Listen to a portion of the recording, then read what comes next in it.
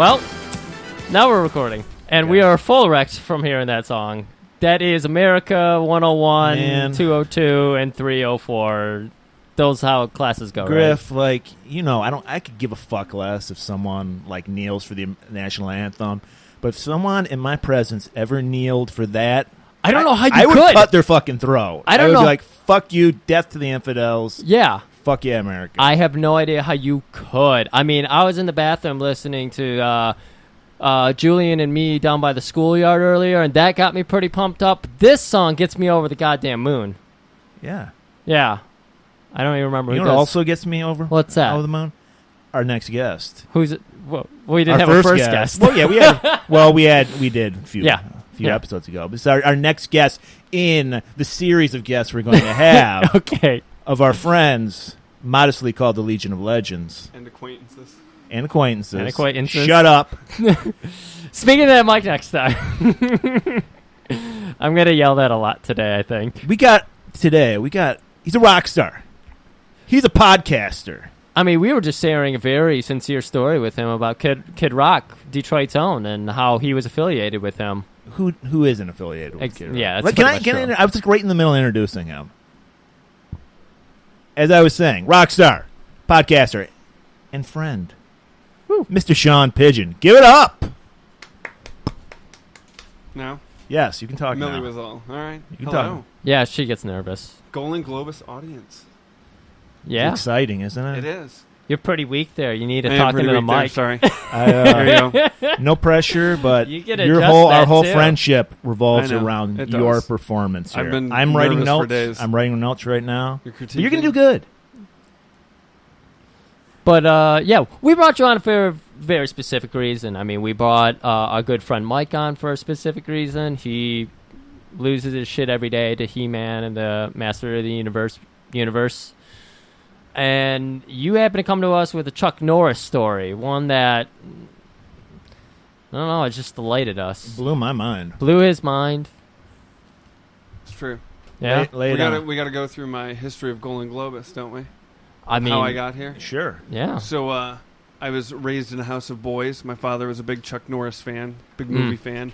So as a kid, I did not get indoctrinated by films with Disney movies. I saw Delta Force at 6. That's great. I was a big G.I. Joe fan. So was I. Fuck yeah. And so Delta Force was right up my alley because Golan-globus couldn't afford complete Jeeps. They had dune buggies. Yeah. There's a lot of dudes on dirt bikes in that movie, and I'm I've got action figures that look just like this. Yep. I had a G.I. Joe toy that looked like those dune buggies with the cannon on top. Yeah. No, I was watching the end of it, and I was like, oh my God, I wish my parents hadn't thrown all that shit out.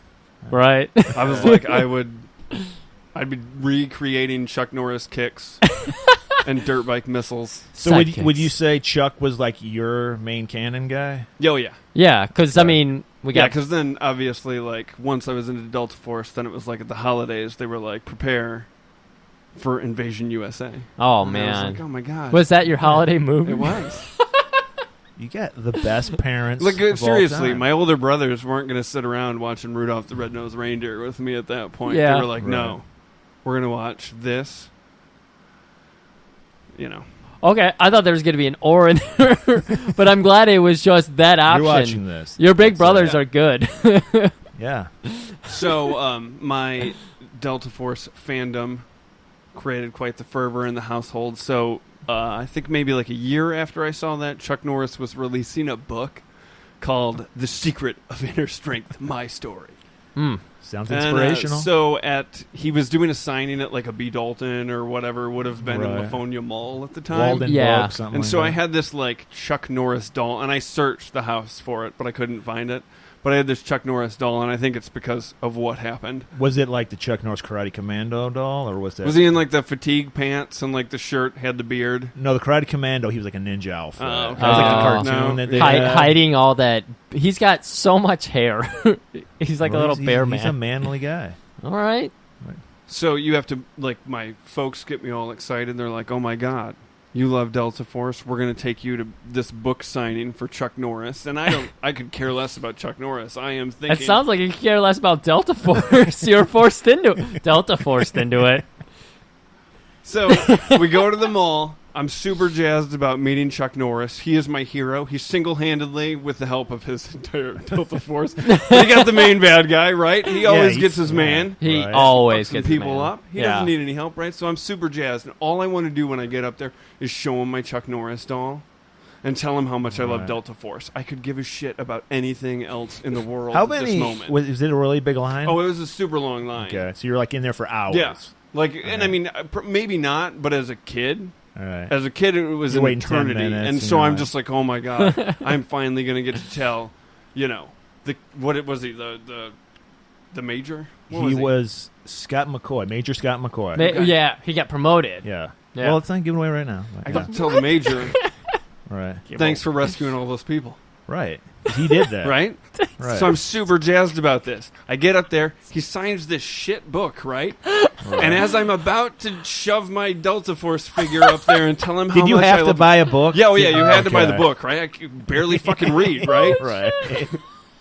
Right as I'm about to tell him how much I've been waiting, right at the moment, some dude just face palms me and just gives me like, yeah, get out of here, kid. Wow. Right? And so I look up, and it's Chuck Norris's bodyguard. And in that moment, crushed. No. The illusion just went away.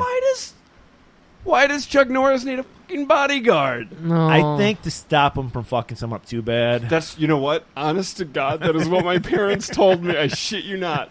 We He got has in the any car. lawsuits? I was devastated. And they were like, he just, like, what if he had thought you were coming at him? You don't want to get your ass kicked Well, by you- Chuck Norris. You Yeah. were spazzing out. You might. You know, I you was. could've. I seemed should've- dangerous. I should have respected his space. Yeah.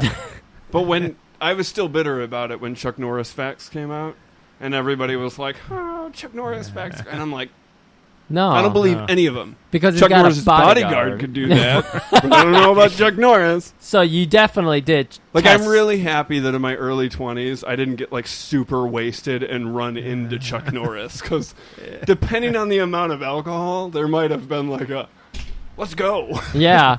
Hey, man. I don't see your bodyguard. right? Would have got my ass kicked, which would have been a better Chuck Norris story. Jesus He actually got beat Christ. up by Chuck. Yeah. So this podcast, right, when you guys debuted and I was listening and I saw the list of golan-globus classics, Right. Yeah. and I just only made it to the D's, right? Right. And then And you I was hit. like, I hit Delta Force, and I Yeah. was like, this would be the perfect movie if it had Joyce Heiser's tits, Yep. like That right would- after, you know. You know, that was the one thing I've noticed about Chuck. No Every nudity. passenger, No once you're nudity. freed, you get a squeeze. I could handle being fucking held on an airplane for, Sweating, profusely Yeah. sweating, all that, yeah. You get your jewelry back, Yeah. and then you get a squeeze. I'm in. Oh, boy. All right. So, So Sorry, I I'm. was just thinking back to your, catalog to Life Force, and Oh, are we going to have this out here? Yeah, I thought we were going to do this off the mic. Are we doing this now? Look, Pigeon.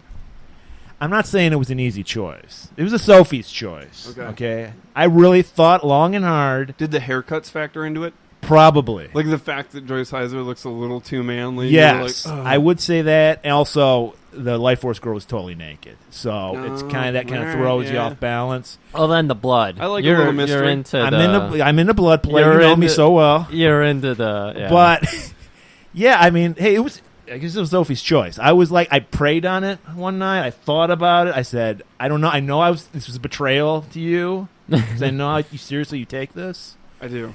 But I was like, I got to be honest, man. This whole podcast is about being honest. It really is. And I'm not. Let's put it this way: Life Force Girl 1, Joyce Heiser 1A. Ooh. Is that okay? Will this mend our One double friendship? D.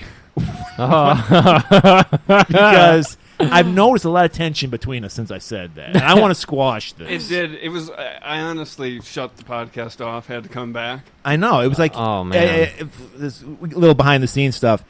He hasn't talked to me since that. All getting him on was all Griff. Griff, he was like, I'll talk to Griff. They had to roll out the red carpet. Yeah, and we No. did it. Obviously, you're looking. It's over there's there. There's a red carpet There right is. there. It's got a lot of dog hair on it, Millie's man. warming up. She does warm This it up. whole arm is licked. See? Oh wow, she's been licking you. Damn. Wow. Good That's girl, Millhouse. You're not. Wait, you are. Yeah, she's a dumb slut. So I'm glad we put that to rest. You know what else I'm glad about? Talking about motherfucking Delta Force. Let's go. I don't want to get into this yet. I still got to grill this man. I still want to hear the theme. I need to put him on the hot seat. You have some other questions for him. I have some questions. Come on, if Okay. we're going to have a guest, I'm going to put him on the hot seat. All right, let's do it. All right? Do it. Time for some hot seat. Now, the first one is not very Chuck Norris related. We were talking a lot about Kid Rock last week because he's featured in our movie, Snake Eater 3, Snake Eater 3. episode 14. Check it out. Oh, my God. Definitely check it out. Episode 14, really? I think. Okay. Yeah. Episode Well, 14. our villain happened to be Kid Rock, and he had a certain album, Sandwiches and Grits for Breakfast, and in that album and of that era, he had very tall hair and shaved sides. Are you willing to cosplay it up? Are you willing to go around Detroit native Kid Rock, grow your hair out a little bit longer? You've got the skinny, First of all, tall wait. features. What's up? He grew up nowhere fucking near Detroit. All right? Let's just call it out. All right? I'm not- I have more street cred than Kid Wow. Rock. Okay. He's from the sticks, okay? I don't know what I said here to bring Said this on. Detroit. I don't like it when all these white kids You're are like right. claiming Detroit and they're from the suburbs. I hate to even say that when I tell people where I'm from. Metro Detroit. He's not even in the same county. I would say He's not even in the same county? either Macomb is where Romeo is, Isn't that Metro Detroit? I guess. Yeah. Well, I don't know. Whatever. We're getting bogged down with it. Go on. Yeah. Yeah, we're losing the plot here. Yeah, we've ruined this question. Thanks. Are you willing to grow your hair really long and stick it straight up in the air? No. Okay. That's And all. if he did, it would be because of the X-Men character Legion. Yeah. More than that. Yeah. Oh, good point. But really, I just want to gracefully grow into my Lee Marvin years. Your eyebrows aren't quite there yet. Yeah, I don't know what you plan to do. If that doesn't work out, I will be fine with doing the Donald Sutherland. Okay. I want you to go for the eyebrows at the same time. You know, I got to say, when you get older, that happens. I've reached the point in my life where the barber, I don't have to ask the barber asks me. Just- I'm not even joking. The last time I got my hair cut, they're like, you want your eyebrows trimmed back? And I'm like, what? Are they that bad? Are they Lee Marvin? I like how And you're they're confused. like- What did I have for dinner? and Is my they're eyebrows like- getting long? Well, I didn't. You don't notice it because your hair grows slow. I didn't know. Apparently Why didn't you you did it. tell me? Is a real question. Well, because you're always slicking them back when I talk to you. I think you do know. I think you're trying to play oblivious for our I don't audio know. audience. But I'm just saying, Exactly. don't give Lee Marvin shit because it'll happen to you too eventually. Now, I confuse a certain villain for a certain other person in this movie because of the red blouse and the mustache and the nice slick hair. I confused our main villain, Abdul, for Burt Reynolds in Smokey and the Bandit. I can see it. Yeah. I thought I had a similar child- problem with Commando, Oh. where I, for years, thought that the villain in Arnold Schwarzenegger's Commando was Freddie Mercury. Well, Yeah. he was. Whoa. He was. He was wearing that mesh shirt, right? Yeah. He had the He mustache. had the porn mustache. Right. Like, I mean, people think that whole movie was like had a very gay subtext to it. Subtext. It's kind of blatant. It's like in Either your way, face. wonderful movie, Oh, yeah, and we'll talk I can't about it one imagine day. we won't be talking about it. We'll so, talk about it yeah. one day. Yeah. But I'm glad that answer came out of it, even if it wasn't related. Fun fact: the actor who plays Abdul, who's in Brownface, by the way, he's a white guy. Oh, is he? Yes, That's he some bad male cultural- lead from Jackie Brown, Robert Forster. Shit, that's what you were trying to tell me? Yeah. Oh, fuck. I completely... So like that, I guess that's the listeners would probably know him best. He was the guy from the white guy that Pam Grier was into, and Jackie Brown. Motherfucker. Wow. I did not know that. dang. I mean, I did know that because you just told me that. So when you I met... gotta Oh. say, I got a Scarface vibe off his clothes, not a Burt Reynolds vibe. He was like wearing that white suit like Tony Montana. He had a white jacket, but he took it off. I was too distracted by the one terrorist that like completely fucked himself right out of the gate. Oh, yeah. Worst Jafar. terrorist ever. Oh, yeah. Jafar, he was great. Like, in today's age, if you watch this movie, because I saw it for the first time the other day, and you got this man, full suit, looking, sorry, not white, And No, he was just not even that. He was so disheveled and sweaty. Well, yeah, he was just like, but- And he was an asshole to everybody in line that he was shoving out of the Absolutely. way. he It had was like, dude, to you get are just- a plane I hijack. know. Absolutely, and he's just freaking out, sweating bullets. It's like, guy, even if you're innocent as fuck, you are about to be interrogated. You're about to be waterboarded by stewardesses in the bathroom.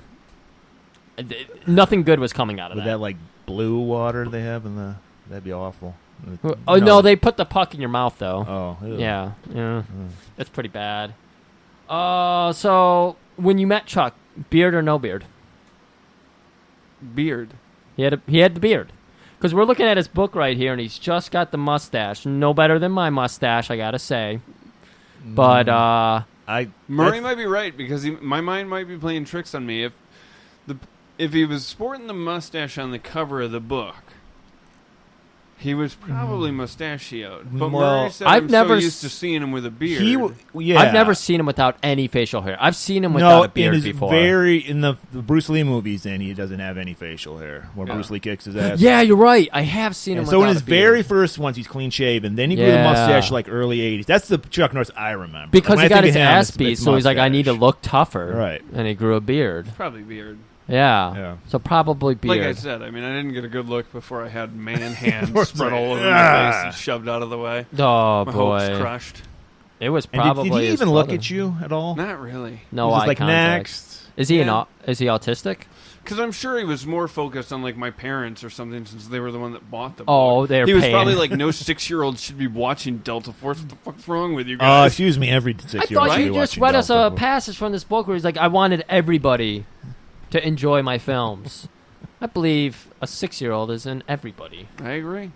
You know, Well, yeah, and that probably explains why he never had any boobs in his movies, because he wanted 6-year-olds. he wanted to watch make it. sure it was PG. I mean, really, dude. When you think I'm about gonna it, be totally honest, that was the one drawback of this movie. Nope. I was like, we don't even have one rapey terrorist.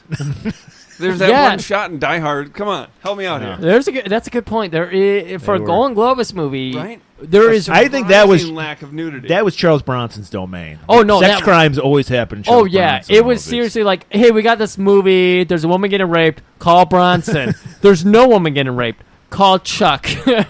Because even in Knowing Malcolm Golan like I do, Yeah. I think there was some nudity, but Chuck was like, "No, I don't do nudity in my movies." based on some of the facts I'm about to shed on you guys in a little minute here, we'll get a little bit more insight into that. But before we get into this trailer, one last question for you. Clearly, Chuck broke your heart. What have you done to fill that void in your heart? Oh, when Chuck broke my heart. Yeah, I immediately 6-year-old Sean. See, 6-year-old Sean saw this at home while he had his G.I. Joe toys out and was partially paying attention. 6-year-old Sean still lived at home? Oh yeah, Wow. 6-year-old Griff didn't live at home. but What about Murray? a few years later, I've never lived in a home. Okay. after to fill the void, my parents took me to my first theater experience, and Okay. that was to see Die Hard. Oh. And So so, then you- I was like, You filled it with Bruce? "Yep, How Bruno, do you feel with Bruce now? not so good." I'm sorry that all your action heroes are failing you. John Claude has done nothing wrong. Charles Bronson died, so he's done Yeah, nothing wrong. Yeah, it's true. So all our heroes are good. I'm sorry that you keep striking out. It's okay. One day you'll find a hero. Yeah. You need a hero. You're looking out for a hero till the morning light. Okay, so before we get into some more fun stuff, let's get into some fun fucking trailer. Do it, Delta Force.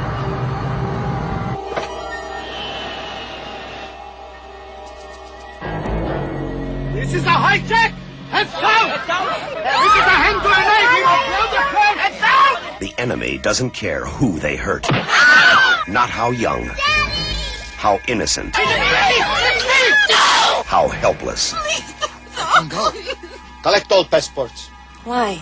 Do it!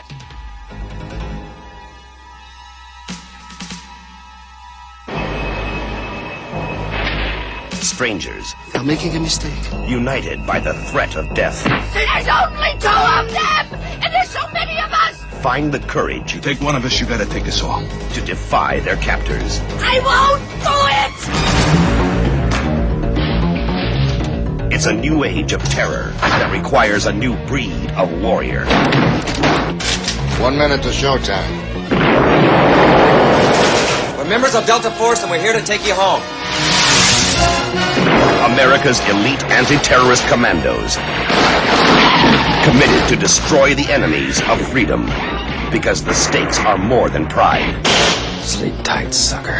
More than honor. Move it! More than justice. American, I want to negotiate. Do you hear me, American? Loud and clear. Because they're fighting to save American lives. The Delta Force, starring Chuck Norris and Lee Marvin. America's new heroes. The Delta Force.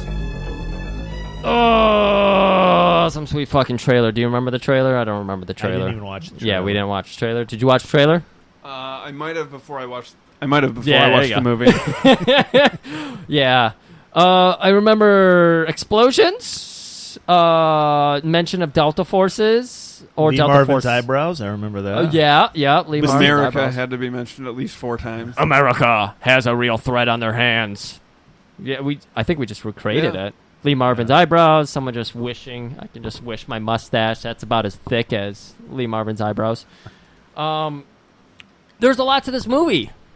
There's a fucking lot. Like, when we were talking about some of the facts of this movie, you even were like, it was kind of harder to watch this movie from a 6-year-old to a now a person, knowing that this was based on real events. What's Yeah. up? It's called an adult, not a now person, but Now a person's not a real term to you? No. That's because you're old.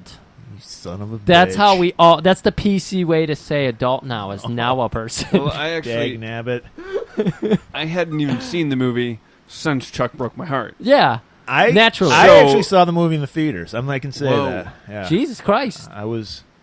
This and Invasion USA. Those are I the only like Chuck to- Norris movies I've seen in the I like to theater. imagine you went there in all Fantastic. black cargo pants, like No, black. I don't know. You know, no, No. you went there. as- Cargo pants were a thing Yeah, I don't in think. Oh, really? 1986. Maybe Ta- parachute pants? I don't know. tactical pants. I might have some camouflage pants. Stonewash or camo. Yeah. Don't You look watch like camouflage Bender suits from the Breakfast Club. at all times. Exactly.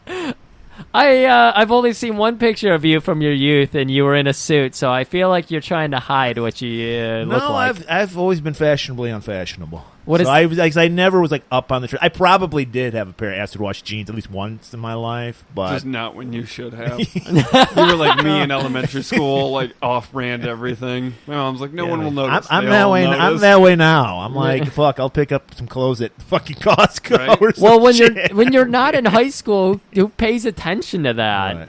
Exactly. Okay. I did have a dude at work one time yell "nice sweater" to me, and I know that he didn't mean it. Aw. It was rough. What color was it? It was bad. I mean, I deserved it, but I don't give a shit. It was a total Cosby sweater. Oh, okay. I was like, I'm loving this. That guy was me.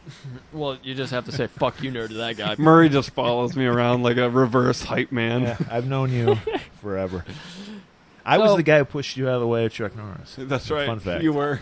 You did it to save I him, wasn't though. gonna tell a great you story time about copped how I- yourself to pull into. And then You- your life went off the rails. You were going to become an American hero. Exactly. Yeah. I was Right. going to join Delta Force, but then Right. I was like, fuck that. Chuck Norris didn't do anything in those movies. So, of course, like I mentioned, this movie was based on a real life event, and this is an event that completely just like blew. I can't even think of his name. Golan, Milanis, Menachem Golan? Golan. Yeah, it's only I don't the- know why only the I always title get of his our name show. mixed up. I get it mixed up every time. It's Menachem Golan. Big Yeah, fan. Yeah. So really. Golan, of course, who Hey, I'm looking for a new partner. Anyway, go I'm on. not doing the editing for you guys. That's true. Fuck it. We're stuck with him. So, Golan was completely fascinated with this event, and he even sent his assistant director to Israel, where he had to sneak him into the country to find out everything that was going on with this situation. Why would he have to sneak him into the country? You know, I didn't do that much I research. mean, Golan is an Israeli. He's a citizen of yeah, Israel. but he didn't go there. He sent his assistant there. Does he send it like, I don't know, Palestinian? What do you... I I have got his brother pick him up at the airport. Wasn't official. Okay. Yeah. So, either way, he had a... Did he go in as a Canadian they threw a bag journalist over like his Chuck head. does Yes! in the movie? He totally does. He just wears shades and a beard and like And a safari jacket. Yeah, safari jacket with a camera, and they're like, yeah, it seems official. Yeah. So they filmed this whole movie in Israel as well. It was over 100 degrees every day they shot. That upset a lot of people. They had 4 Emmy, Oscar-nominated actors on the set. Yeah, the first half of the movie is like an episode of like The Love Boat. It's just a bunch of like washed up old like actors. You got fucking from the Rat Pack, Joey Bishop. Got Shelley Winters, George Kennedy. Yeah, they had a lot of big stars. Yakov Smirnoff. Yeah. Or whatever his name is. He's And not in the movie, but Yeah, he was Yakov Smirnoff. Yeah. Mentioning- All we needed was like there's a little thing for your lovely wife. All we needed was Charles Nelson Riley, and we would have had a great Love Match Boat game episode. So, mentioning Shelley Winters, she actually got in a fight with Golan because all the scenes pretty much that she was involved with were on a plane in 110-degree weather with no air circulation. I can't imagine how hot it was in the plane. But she told him, I can't do this, I'll die. And Golan yelled back to her, do it, and then die. Sounds like a classic Golan statement. Classic. So the other big character that they involved in this movie, I forget what her name was in the movie, but was based on a real life person. Her name was Ingrid in the movie. Ingrid, yes. And so she was a German flight attendant, and she happened to be the only person on the flight who spoke German and English, and it just so happened that the terrorists only spoke their native tongue and German. So she became the translator during the flight, and she single-handedly got everybody, like the women and children, off the plane. So It wasn't Chuck. it wasn't Chuck. It wasn't the Delta Force. It was Uli Derrickson. Derrickson? I thought I wrote that there. I wrote it on the back of here. Give it up for Uli Derrickson. So give it up to Uli Derrickson. So within 40 hours, she got all those hostages. Well, 2/3 of the hostages cleared. But yeah, Uzis. There was a lot of Uzis in these movies, and I thought it was just typical golan-globus bringing up Uzis for no fucking reason. Right. Delta Force actually used fucking Uzis. Of course they did. They're I the couldn't- ultimate. I you know- couldn't believe that.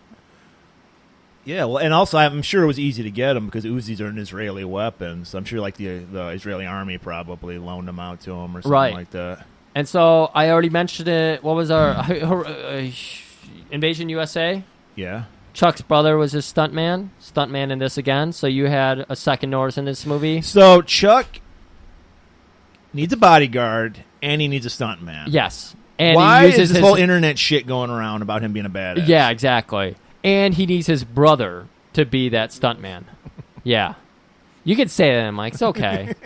And there was a third Norris in this movie. His son was one of the Navy divers. Wow. Eric Norris, NASCAR driver. We've been talking about this theme that gets in our ears and is an earworm, and we're just like, fuck America, got a boner now. That was actually used for Should have NASCAR. been fuck yeah, America, not Yeah. fuck America. Just to Yeah. clear that up, You're we're not on the side of the terrorists. You sounding like Abdul for there. Oh, for a did I? second. Yeah, you just said fuck I America. said it. Oh, But you, okay. you know, a couple Fuck of years in America. Yeah. Fucking Fucking A, America. Yeah, that's you guys got me here. Yeah. Oh, Yeah. I'm just clearing it up. You know. Okay, Why cool. You be misrepresented. We don't want you hitting any mines. We got Zuckerberg's one of our enemies now, so we don't want you to get. We, I hear Facebook is monitoring you very closely. It's very true. It's not a good thing. So, fuck shit. We got a 2-hour movie to get into. We're already 28 minutes into this shit. Don't worry. Oh, The boy. first hour It's of the me. movie is bullshit. Complete bullshit. Well, wait, Riveting. wait a minute. Riveting, dramatic bullshit. And I have to say, go ahead. No, you go ahead. You're the guest. You're the guest. Go ahead. We're here every week. It was weird watching this, not since I was 6, like in a post 9/11, like Right. oh, Yeah. man, this is a real huge. And then knowing that, like one of the Navy guys, probably not Norris's kid, because he wouldn't be the one that would die. No. He wouldn't die. That was a bummer. I mean, there was two we were- captives. Yeah, we were. Guess Actually, which one before was you got Norris's here, we kid. were talking about it because I remember in the '80s, hijackings happened all the fucking time. And then a lot of people, when 9/11 happened, a lot of people were like, well, why didn't anybody do anything? Why didn't they attack him? Because people assumed it was a hijacking. And, so you just land wherever they'd want you to land, and they would work out some deal, and then you get out. So who thought they were going to fly into a plane into a building? So that's probably why, that's the answer to people that are like, why didn't you do anything? Because you didn't think that who thought that would happen? I'm sorry. So you're trying to say Alex Jones is wrong. I'm saying Alex Jones is wrong about everything. And 9/11 wasn't an inside job. It was just people figuring this was just standard procedure, and they just wanted to get some gas and go to Beirut. Yes, that's exactly what I'm saying. Fuck. They assumed Delta Force would rescue them. Do I have to return my brain pills that I bought from Alex Jones? Yes. I've been feeding you guys the brain pills in the water I give you. Sean, why you're I going to bring feel my really own. smart today. I am.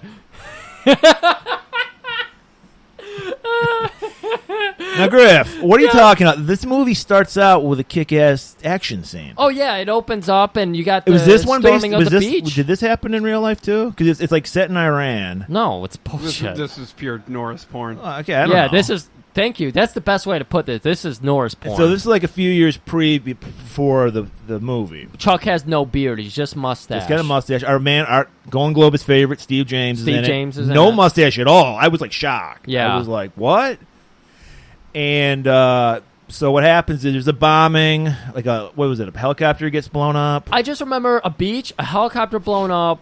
They're trying to get to some big copter with all the Delta Force people. There's like 99 people in the Delta Force. And apparently Chuck's the only guy who got the memo. You leave nobody behind. Just so you know, uncredited, one of those 99, a young Liam Neeson. Really? No way. Yeah. Wow, I Oh, didn't see him. damn. Now I have to go back and watch. Now you gotta rewatch it. No, I'm not going to rewatch it. Yeah. Seawick, when you watch it, look for Liam Neeson. Yes, Make sure point to it out look for him. us, please. This is where he learns his particular set of skills. So there's an Chuck? Yeah. Yeah. There's an Chuck's explosion. bodyguard. There you go. There's an explosion. Everyone's like, "We're getting the fuck out of here." But wait, was I don't know if it was Pete that was left It was behind. Pete. Pete, perpetual Pete. victim, professional damsel in distress. Professional. He's pinned down by some shit in there. Everyone's like, "We're getting the fuck out of here." Like, Chuck's like, "No, we don't leave anybody behind." He's the only guy who got that message in basic training. So he goes back, rips off his jacket so he can show off the buff body and the fucking sweet camouflage tank top. It was really hot in there, too, so, he just had to fire. make sure. There was a fire. Yeah. It was, He doesn't want to overheat while he's saving somebody's life. And Murray, get typical your Pete shit was together. like, bro, Fuck you. get out of here. Save yourself. Yeah, of course. Pete's like, "I'm not worth it," and he's like, "You probably The whole aren't." place is going to blow. Right. The whole place is going to blow. But in classic action movie star fashion, he gets him out just in time, picks up the heavy thing that's pinning him down, pulls him out. No help from anyone else. They're just sitting there waiting for... Because that's a running theme in the movie. Everyone's waiting for Chuck. Everybody's waiting for Chuck. And Chuck's always, "Take off without me." And they're like dragging their feet. Steve James is like, "No, wait. He'll be here." Like, he's the best. So then he gets back. Now all of a sudden he's almost like a young pigeon. He's disillusioned. He's just like, "I'm out. I'm done with the army." Which last time I checked, you can't do that. You can't just say, "I quit the army." Yeah. Like, you have to fill, whatever you're like signed up for, you have to finish it. I mean, he didn't just quit. They like gave him medals. They were like, "Come back anytime. We need you. You're the driving force of the Delta Force." And he's like, "I'll think about it." And then he goes off to his ranch, riding off into the sunset. So now we got to get into the main plot of this movie, the plane hijacking that I mentioned before. And, I mean, as a kid, this seemed innocent enough, probably. Just bad people every day, right? It wasn't even that it was bad people every day. It was that rewatching this movie, I realized that they tried to humanize the terrorists at a few points. A But I big, was just like, there's no reason to do this. Yeah. So I'm actually surprised that Golan did that. I mean, well, Abdul's pure evil, the Burt Reynolds looking one. yeah. But yeah, I don't know, though. what? He gives the ring back. Oh, Maybe he's yeah. like a carrot he doesn't like it's 24 karat. And he's like, "I don't fuck with that shit." He did some stuff, but he chose it very particularly, and less often than our buddy. What was it? Mustafa. Mustafa. Mustafa's kind of like the one that's a little bit of a heart and a unibrow. Because they also bring up the fact that he has a daughter. Yes. Like, he has Yeah. to drive that home. Right. Like, Yeah. this is why I'm doing this. Right. And the And little girl's like, I just want my Cabbage Patch. So we open up. We're at the airport. We get to know some of the passengers. reasons. Right. We know that you can buy Cabbage Patch dolls at Greek airports. Oh, they bought that's where the Cabbage Patch doll came from? Yes. Jesus Christ. I thought it was like something she brought with her. They bought it for that day. And then we meet the Shelley Winters character and the other woman. I don't think you understand how popular Cabbage Patch They- Kids were in the 80s, bro. Yeah, I Dude, don't. Seriously, dude. At this time, maybe a couple years earlier, people were fighting over Cabbage Patch dolls. So they hijacked the plane to get the Cabbage Patch doll. Got it. Exactly. That might have been their true motive. So We're hijacking the plane. Also, we're taking the back Cabbage Patch Kid. So then we get the Shelley Winters and this other woman meet up. Hey, you Jewish? So am I. And they're a little Jewish meet cute. It's a big Jewish love fest. Everyone showing off rings, Oy showing off vey. their jewelry. No. It's, yeah. So they're going to board the plane together. They're all going to be kind of cool. Like, we're on this journey together. It's adorable. Like, you don't get that on airplanes. You get people putting headphones in, ignoring each other. But back in the day, when you had to talk to people because you didn't have a phone. exactly, everybody wanted to get along with everybody else and buy Cabbage Patch dolls and get very emotional over them. So when they're going through the security, this is where we meet. Well, we see Abdul and Mustafa come. They're playing it chill. Yeah. Abdul's got his fucking Tony Montana suit on, white Saturday Night Fever suit. Yeah, they And let him then, on because they thought he was Burt While Reynolds. they're like, get on, we're introduced to Jafar, another one of the terrorists, who must have been up snorting coke all fucking night. Oh, long, my God. Because he's like all disheveled, sweaty, total Yeah. pro. You know, he's like, hey, wait, I have to hijack this plane. Let me on. Yeah. And they're like, no, sir, you can't. very calmly just like shoo him away. Like, they clearly stepped in the way, but they were just like, no, sir, you need to go this way. Today, that guy would have been waterboarded in the bathroom. He'd be getting like anal cavity search. Yeah. Immediately. Yeah. But this was a little laxer. This is why in Greece it's different. They do it differently. In Greece. They're in Greece. Oh, that's right. They were in Athens, weren't they? So, meanwhile, cut to the airplane. We see Artie Lang from the Howard Stern show. He's like a janitor or something. He goes into the bathroom, hides a gun and a grenade underneath some toilet paper. Oh, yeah. And he's like, The worst hiding spot ever. And he's like, he doesn't even try to hide. He just throws a couple on top. You Yeah. totally see his gun hanging You out. see him like pop that gun under some napkins, and then like you're like, oh shit, that's completely hidden. And then the hijackers come on board, and the guns are completely exposed. There's like a napkin on top of something that's obviously a Well, gun. somebody probably went to the bathroom and used some of them or something. So they're like, They move a grenade. I just want a napkin. I don't fucking need to blow my hand off. Or do I? well, fortunately, there's a nosy little like kid. I'm gonna say his name Billy. He's onto it. Billy was the best part of the opening half of this movie. He's like, there's something about those people I don't trust. Racist. Yeah. Yeah. It's like, He grew up to be Mike Pence. ooh, a little political there. So his eyes are all on these guys. But they don't care. They're like, fuck it. I'm going to the bathroom getting my gun. Meanwhile, we also notice, because as we've discussed many times, Golan-globus is all about stereotypes. They don't have time for character development, so they have to give you the most ultra version of whoever they're giving you. So we're introduced to not only the most super Jewish people of all time in Joey Bishop and all those guys, but also the most super Catholic people. We get a priest and two nuns. All right. The priest, played by George Kennedy, won an Oscar. And not this movie. Not for this movie, no. He should have. He didn't even He get should have. nominated. He was robbed. What else has he been in? Because he was very recognizable. He's been in a ton of shit. Okay. I don't think he was more like a character actor. He didn't really like star in Honestly, a lot of I shit. thought he was like in The Exorcist because of the outfit he was wearing.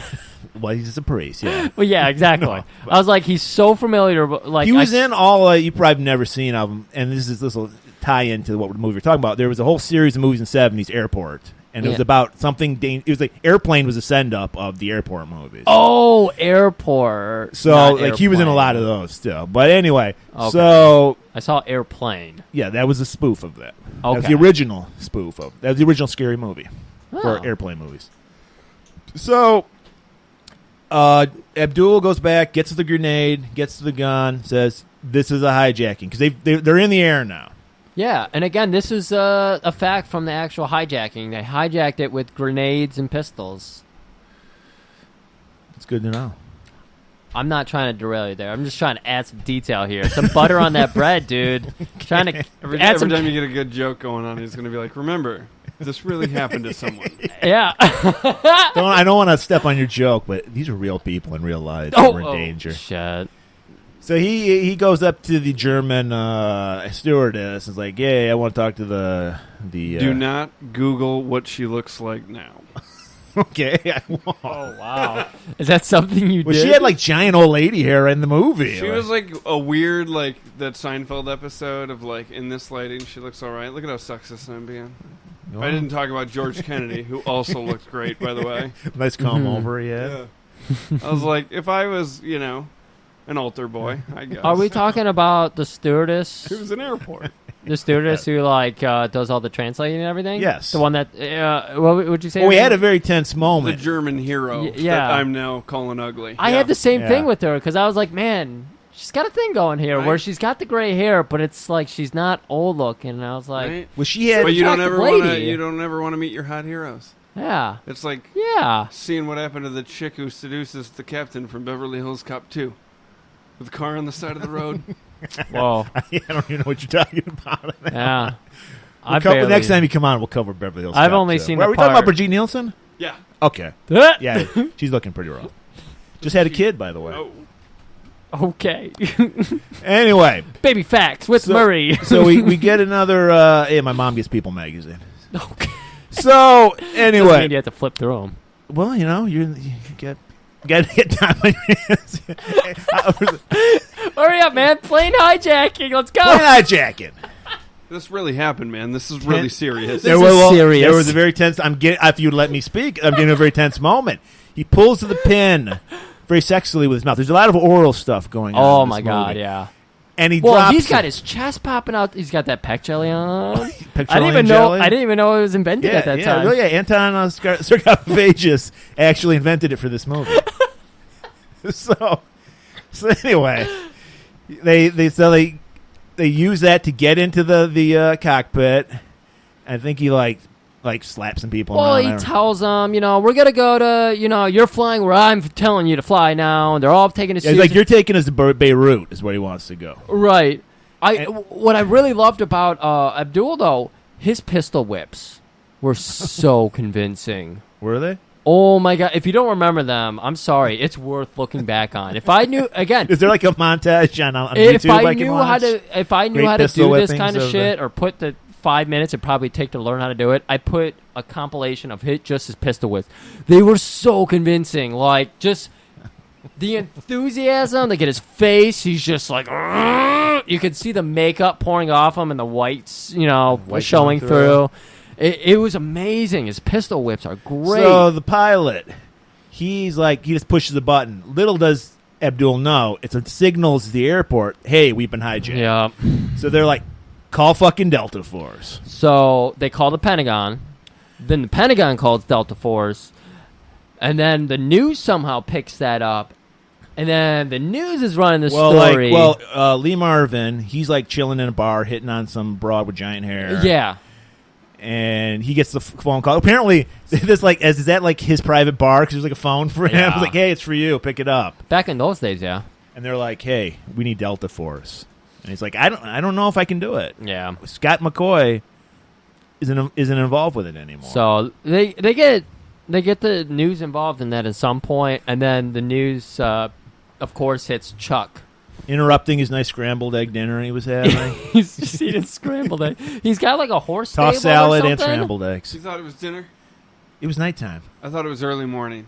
We get Hey, something look. like before dawn. Yeah. Oh shit! He could be. He Could could be. be up before I thought Well, it he was- is a rancher, so he I thought probably it was he could be. pre-dawn. I Yeah. thought it was Sean getting ready to school for the year he saw it watching Mort Krim on the news before the sun comes up. Yeah. Remember that guy on the news? Mark Graham, yeah. Yeah. So okay, my Me and mistake. you were going on an 80s trip. This guy. He's got I can't Google come all along. these. No, I'm not He's the going guy to who do does all the those. magic siding commercials now or whatever, the windows. Anyway. He used to be a serious newsman. Anyway. I believe it. I think our buddy who follows us in Malta has no idea what we're talking about right now. So, Chuck's like, God damn it, I'm out. But they need me. So, Chuck's, of course, going to drop his fork in anger. Does Chuck even get called? He just shows up, right? No. He did. Pete calls him. Oh, Pete. Which is hilarious. Oh, he The does? lovable Yeah, no, Pete talks. He's talking to what's the other guy without the mustache? Lee the Marvin? golan-globus. No, not Lee Marvin. Steve James? Oh, Steve James? Bobby. Steve James. Bobby's his name. Okay, he's talking to They Bobby. gave him a name, Bob. And he's like, Yes, what are Bobby. we waiting for? And he's like, I called McCoy. We're waiting on him. And Yeah. Marvin's like, he's not going to show up. And then all of a sudden he pulls up. Is he driving a Scout? I don't know. I thought it was a Bronco. I don't see- wrote it down as a Bronco. It was a manly car. Let's put it that way. So, of course, shit's getting real. Because, But- that's what I love is like Lee You're Marvin just told. allowed to show up. Yeah, Like, so- you're just allowed to be Well, like, I saw this thing on the news. Well, Let's this is go what I. whoop Well, this is some what I. ass. Well, this is what I love. So Lee Marvin didn't know anything about this. Then he's just like, let's wait a little more. Like we got to get the fuck out of here. It's like 5 more minutes. People are dying. We got to wait for Chuck to finish his eggs. So Chuck pulls in, and they're like, "Good to have you. You're reinstated. You're a major now." They actually promoted this guy who like promoted him. bailed on it, and they're like, everyone in the background, "Do you know who this guy is?" Liam Yeah. Neeson's like, are you fucking serious? I've been working my ass off. I got my daughter back from France, whenever that movie took place. Why aren't we giving me more time in So they're Delta like, Force? "Glad you could make it, McCoy." Yeah, Jump on the plane, and they're out of there. they're out of there. And so, we see that the terrorists kind of, like, you've got Abdul who's just fucking cold. We got to get cut back to the hijacking. You got Delta Force in swing, but they got to wait for the Pentagon to give them the word. Well, they're flying to Beirut So right they now, fly to yeah. Beirut to get a little closer, but they're still waiting for the word to go in. They know Right. the hijackers are going to Beirut, thanks to our brave pilots and Enrique. Right, so then we have this little humanizing moment with Mustafa. Because we got to humanize our not a golan-globus thing to Wait. do. Before you get to the humanizing Mustafa part, you should cover the fact that Tony Montana, Abdul? yeah, and the guy that's trying to seem like a nice guy separated the Jewish passengers from everyone else. Well, yeah, of course. Well, yeah, you're going to do that. So, well, yeah, this is the... and he makes the German stewardess. yeah, I do it. love it. She's Yeah. like, Ixnay on the Atsine, I can't do that. And he's like, sure you can. And she's like, I'm gonna German. Yeah, And he's like, like, he's like, I can't tell. And he's like, you know the names, you can tell. Yeah, and so she And finally then, starts. and like, look, I don't want to put cast aspersions on golan-globus because they are Israelis, but I did find it kind of funny that as soon as the hijacking happened, all the Jews start hiding their gold on there. I thought that was a little too like serious. yeah. And then, well, one girl. See, I didn't take it that. I took it that she was trying to hide No, the fact that she was Jewish. She Yeah, she 'cause hid the ring, but she also hid her earring. She pulled those off Yeah. She had a ring on that had like Hebrew writing. It was like a really thick ass ring, and it had like some Hebrew engravings on it. So too. And then that's she's what like, she "Oh, pulled I off. have a tan line. Maybe they'll yeah, notice." I had a tan line. Like they would notice. So they say we want all. They wanted all their visas, and that's how they found out who's Jewish. Passport, yeah. Unfortunately, one guy who's actually, and we learned earlier when he had a conversation with the priest, he's really Russian Orthodox, but he has Yeah. a Jewish sounding last name. They're bonding over being from Chicago. Hydra Phil came in for a while. Said, "Hey there, Yeah, grill well, hot dog." I just feel I don't think he was born yet. Sure, he was. Okay. So Seven hot he's like, dogs "There's on got to be a plate." mistake. I'm not a Jew." And they're like, "Sure, you're not." So they bring all the Jews into the first class. Yeah. And then George Kennedy, the Catholic, goes, "Well, I'm a Jew too, just like Jesus." Yeah. He's like, I stand with these people. And they're like, "All Pretty right." boss move. Yeah, that, we'll no, that torture was you, too. boss. Like, But in Wait- the process of pulling up everyone's visas and passports to figure it out, we also discover that 3 members of the United States military are in attendance on vacation, all dressed like Chuckles Yeah. from G.I. Joe. And just to let you know, they're in the Navy. They have T-shirts that say United States Navy. you know what's even better is that one of the goofs of this movie, they reveal that the one guy's shirt says Navy SEALs. I thought that's what they were supposed to be. No, just Navy. Okay, just Navy. So the one guy was supposed to be in a higher, Navy SEALs. Yeah, and so That must have been Norris's because they kid. don't It have had to be. they don't have visas. They just have like a ID card for like the Yeah, military. that was the thing. They're coming around and getting everybody's passport. And they're like, we don't have passports. We just got these. We're in the Navy. So they get brought up too into the first class section. Yeah. And then Mustafa's like, it's getting hot in there. So he takes off his tank top, starts ripping it up, ties them all up with the shreds. Yeah. We're like, uh-oh, something bad's going to happen. But then, now can I get to Mustafa? This is the tender moment with Mustafa. Sure. Can we Where try this- to humanize these Yes. monsters? Where there's guess. an adorable little girl, horrible child actor. She's like, I need my doll. Because she knows how hot Cabbage Patch dolls Patches are. were fucking hot. She's like, I don't give a fuck if we're hijacking. This is my shit. Yeah. And he goes, and Mustafa's like, I also have a daughter at home. And thanks to you, American pig, she can't have a Cabbage Patch doll. I do like how he instills that on her. Like, thanks to your bullshit ideals and way of living, your freedom, as they always want to paint terrorists, my life sucks because of it. He actually said, we hate you because of your freedom. He did. I thought that was a modern point, but no. They use it in this. That they actually, a lot of stuff back then, after 9/11, was quoted from Delta Force. Clearly.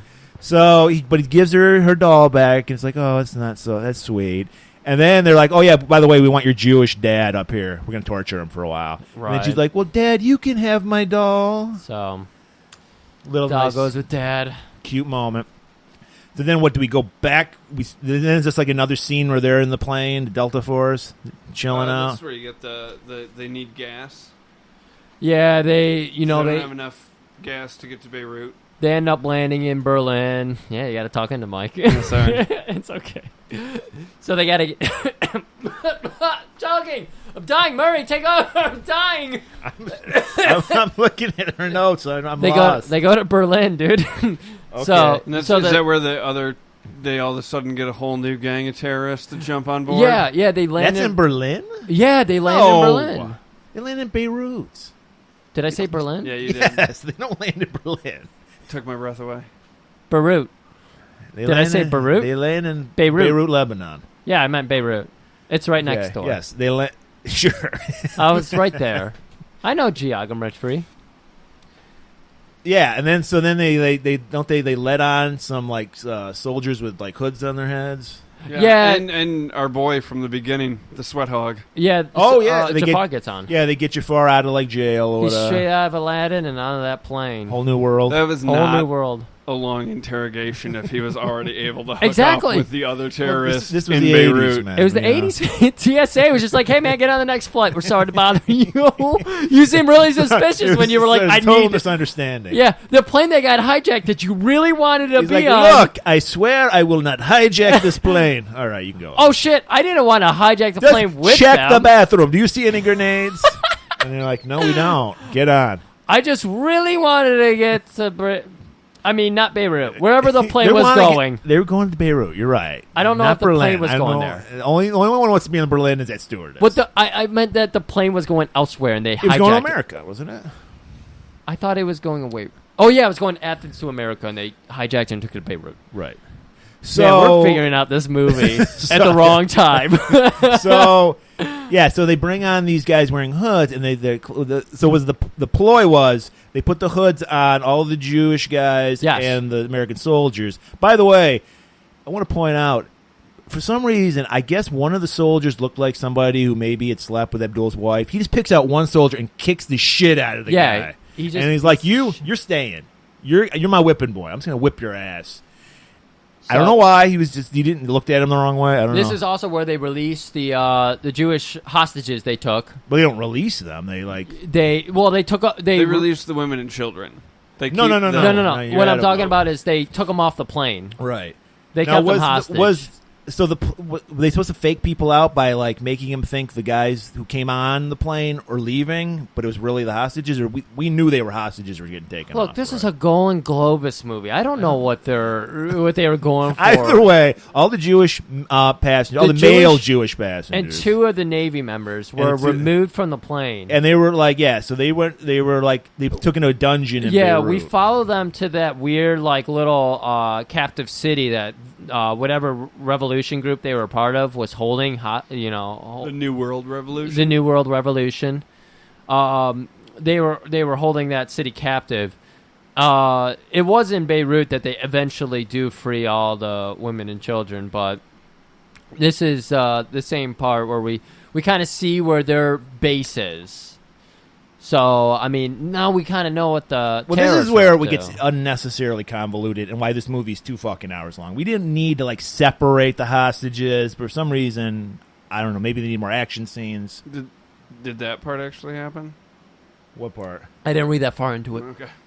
Never mind. Probably not. Probably not. That's right, because Uli saved everybody, not Chuck. Yeah, only the one guy died. I have to imagine they got it worked out on the plane and not how this movie eventually solved everything. Delta Force did help some like hijacking situation. I don't think it was this one, but I remember something about like the early 80s. Anyway, so then Chuck and them land, and then they're like, all right, we just got a message from the president. Go for it. Kill these motherfuckers. Well, first they're like waiting because they're like, because our pussy president's like, we might be able to negotiate, and like Chuck's like, we don't have fucking time to negotiate. I gotta kill people. I'm here to kill people. So he's like, they're all disguised as people that work for like the airport. Chuck's got like a what do you call it? A jumpsuit on. Yeah, like a baggage claim guy, and they're all like in position, and then they're like, all right, Abdul's like, release the women and children. Yep. So then they release them. They start giving back all the jewelry and everything for some reason. Yeah, and then there was to humanize them. No. Yeah. They're taking all the jewelry, but he notices that Jewish ring. Oh, that's what it was. We did that because a nun is like, I thought you guys are freedom fighters. Why are you like robbing people? Yeah, and he's like, fuck you. We don't need. We went shit. the wrong way with this one, Sean. So he does this really overtly like oral sex type sexual thing. He licks the ring and then hands it back to her. I don't know what was up with that. I don't remember where he got that ring from though, because he didn't take it off of her. They collected them. And then he noticed he saw the Hebrew lettering on it. Oh, okay, and he just saw her. I don't know. Like, this is your ring. You know why? Because he noticed her tan line on her finger. Yes, that's right. He's he's Columbo. He's observant, man. He's Burt Reynolds and Columbo rolled into one. So they're without the lazy eye. So he does a creepy licking of the ring and hands it back to her. Yeah. He even lets Uli go, who I can never remember her name in this fucking movie. Yeah, it's Ingrid, by the way. Ingrid. But, it's funny because, like, she's, like, taking care of the one army guy's getting the shit kicked out of him. And, like, literally as soon as you think, like, she's like, no, I'm staying to take this. He's like, you can go. See ya! And then she just, like, bails on this guy. Oh, man, you're selling her short here. No. And in a true action movie, she should have stayed and said It's no. true. And they would have got married. Exactly. And had kids. They wouldn't have got married. They would have just boned. If it's an 80s movie. If it's an 80s movie. We would have been led to believe that they would have boned while the plane was being hijacked. And the Mile High Club, they would have made a joke about it. That would have ruined the movie because they would have discovered the grenade and the gun, and you wouldn't have a movie. Well, this would have happened after the grenade. So while they're hijacking, it's like, hey, you got time for the Mile High Club? It's after we can sneak off. It's after she stood up for him and everything. They have a new bond. All right. Okay, well, why are we got enough movie to talk about? Let's not talk about her own movie. Look, there's barely any movie to talk about. So, we're just getting like a great action scene. We're burning through this. Here's the thing that makes absolutely no sense. They're like, all right, it's a go. Wait, it's not a go. So they have earpieces. They can communicate. But for some reason, Lee Marvin has to drive out on the tarmac to let Chuck know. They didn't know how. They thought there were only, however, like 2 terrorists on it. Yeah. And then one of the people who got free was like, oh, there's like 20 of them. Okay. Yep. And so Lee Marvin hightailed it. Sirens blaring. Like the worst driver. I'm going to drive right in front of everybody to get shot. Like they don't go behind the truck that Chuck's hiding behind. They go right in front of it. This, I joked around about the terrorists being like the A-team because they had so many clear shots and they missed every shot. They're like stormtroopers from Star Wars. Stormtroopers, it doesn't. You can pick so many A-team different. couldn't kill anybody. It was a TV show. Well, yeah, okay. Stormtroopers couldn't kill. They never mind. I just hate the fact that you're comparing the A-team, one of the most pro-America teams. The A stands for America, by the way. I wasn't with trying to say terrorists. the A-team couldn't hit the broadside of the barnyard. I'm saying the people shooting the A-team couldn't hit them. Okay. I love America and the A-team. Okay, I believe you. So Abdul's like, hey, let's get the fuck out of here. So they take off, but not before Abdul does what only an evil terrorist would do. He goes, get me that American pig soldier. Give me that Navy. And he grabs them, and so they're like going down the tarmac, but he's got the door open, shoots the dude in the head, tosses his body. Great stunt dummy, by the way. Great stunt dummy. Falls Oh, it fell right on its head. Yeah. If it didn't actually happen in real life, I would have fucking laughed my ass off. So and then the real and then Mustafa throws up a peace sign. Like I love, Dude, that was ridiculous. he's like, out of here. that was the one thing that really stood out. All three of us were like the peace sign. What was the? Because it was like you get the headshot, then you get the dummy headshot right into, and it wasn't like he just threw up some quick peace signs. It was like British invasion hanging out the plane, kicked up the two fingers. Like he wanted everybody to know We're all cool. I'm all about the peace. Yeah. Except for that guy that I just shot. Did in you the hear face. about You know, the he girl's just doll I watched you get gave shot. back? Yeah, I'm a good guy. I'm a Yeah, good he was guy. like, don't snipe me. I'm all about the peace. Get Burt Reynolds. Fuck Burt Reynolds. Oh my god, that's so weird. So of course we get the scene where Chuck's like, "What the fuck, Lee? Like, we were about to take him out. You can't. They have all these terrorists on board." more than we are expecting. Lean in closer and touch my eyebrows. It's the only way I can feel.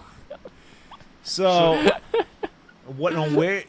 If you know where things are going, go for it. It's where they bring the Jewish hostages, the men, Okay. to the little base camp. Right. And that's where like is it Greek Orthodox? Yes, there's a Greek Orthodox priest, and little do we know, he's also an Israeli spy, and he's got a little like ham radio thing in his confession box. So he goes in there, does a. He wasn't really a spy. He was just a ham radio enthusiast. Caught it. He's like, and he's doing it like his prayers, Just trying but to they're spread his message. obviously the prayers are like some kind of code he's sending to let the Israeli army know, hey, Yeah. I know where I've seen some suspicious activity. These guys are here. Not only is it suspicious, they got hostages now. One of them's Russian No. Orthodox. Yes, I could tell that. one of them is Russian Orthodox. I can tell, but he told me his last name, and I said, I looked down and noticed him, and he's Russian Orthodox. "Well, shit, the Greek Orthodox, the Russian Orthodox, Greek Orthodox priests look basically the same. They have those long beards That's and all that true, shit. they did. So he knows. He can tell. It's like I saw that guy at church once. He's from Chicago. Right. He loves America." And he wants to talk about America. So then they split up, right? So Chuck has to do recon. Him and Pete, right? Yeah. They send them to Beirut where they got the Jewish people Yes. locked up. They send him in incognito. Now I don't remember like what happens to the other passengers. Where do they get taken? Because when Abdul takes back off on the plane, where does he go? He goes back to Beirut, right? Because I know there's two separate places they're keeping the hostages. There's the Jewish guys, and then there's everybody else, On the plane. other men. The other men were. I think kept they're both in Beirut. They're just in different sections of Beirut. Yeah. Okay. Like they let all the women and children off, so the plane was empty except for the pilots at this point. Right. So the plane's at the Beirut airport. Yes. And then we have our Jewish hostages at one like a dungeon like compound, and then we have the rest of the guys at another place. Yes. Okay. So we send in Pete and Chuck first to do some recon. They meet up with the priest. Yeah. He's like, "Hey, there's this sewer line that goes right into their compound." It goes from like some large body of water, and then they just follow it, and it goes straight into their base. Like, Right. oh, that's convenient. Yeah. Well, yeah. Wow.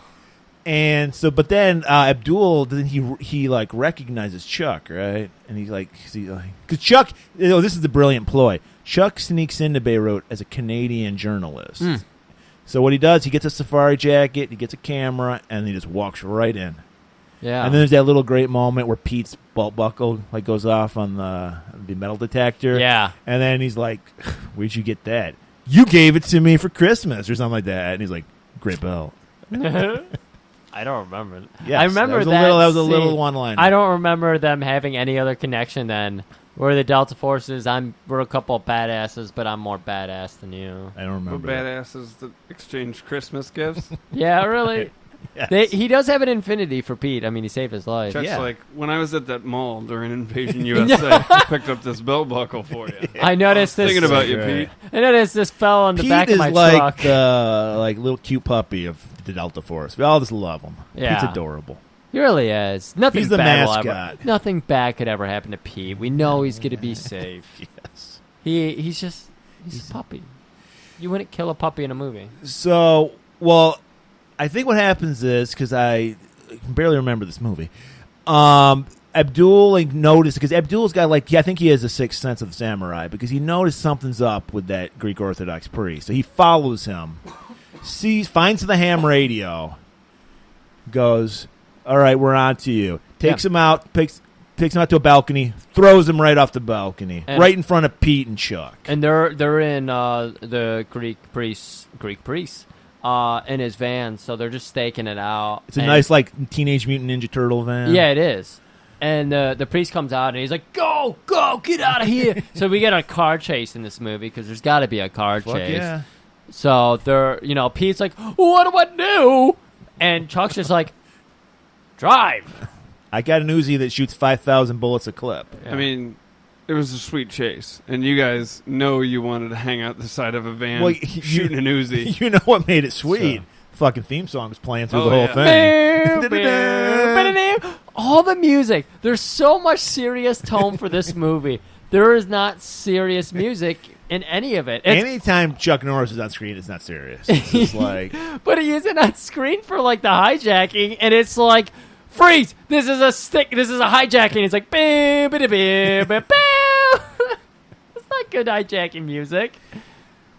well, we always have this theory that once Golan, are Over the Top, also directed by Golan, once he pays money for a song, Yeah. he gets his money's worth He's out gonna of get it. his He's like, "I'm money's going to worth." play this shit 5 million Don't goddamn fucking tell me it times. doesn't fit the tone of the scene. I'm using it. I will make it fit." Well, didn't you have a story about how he was like, some guy, like an assistant director, was like, "What the fuck? Like, what are you Yeah. doing? Tone it down a little." He's like, "Don't tell me how to make my art." Well, thank you.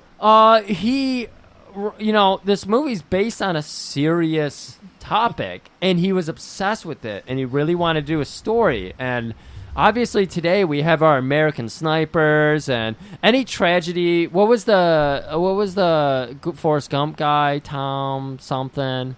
Lieutenant Dan? Lieutenant Dan. I don't know what you're going. I was with. thinking. Tom I was Hanks? thinking of the boat Saving hijacking Private movie. Ryan. Oh, I don't know what that's called. I know what you're talking about. Captain Phillips or something Yeah, like Captain that? Phillips. Yeah, I could be wrong. I have no Captain idea. Kirk. I don't know. Captain Phillips sounds right. I think people will get it. But it's like anytime we have one of these tragedies, it's like we make a movie 3 months later. And golan-globus started that with this movie. We had a Can tragedy. you imagine how awesome Captain Phillips would be with this theme song playing? Thank you. I'm All the I- captain now. Dun, dun, dun, dun. Exactly. See, you even know what it is. I'm the captain now. That was the big fucking line That's from all I it. know from that movie. Who would have delivered it, though? Apparently, it would have been a guy in whiteface. Or blackface. It would have been Steve James if he was still with us. Steve James is too muscular, though. Well, he could lose it he could do like a Christian Bale thing, and he can do anything. But anyway, getting back to the movie. His editor basically Yeah. told him, "Tone it the fuck down." And he's like, "You can fuck right off." And then he just blared You know that who I am? He blared that music. It's like, "Get the fuck out." He's like, "I can't hear you." Dun, dun, dun, dun. So Chuck fucks up a lot of people with the car chase. Gets away. Him and Pete get away. Then while he's doing that, Bobby and Lee Marvin are gearing up. Yeah. And they're in a boat. They're all on the boat, so, like, they go and meet up with the Delta Force. Like, they hit the coast. They're getting ready. It was like, they're in all black. And the last thing they do is they slap on United States flags on the side of their arms that are bright and huge. You got to be proud of where you're from, bro. It's not only the flag. They put the flag on backwards. Nice. Okay. They're in all black. It's night mission. Okay.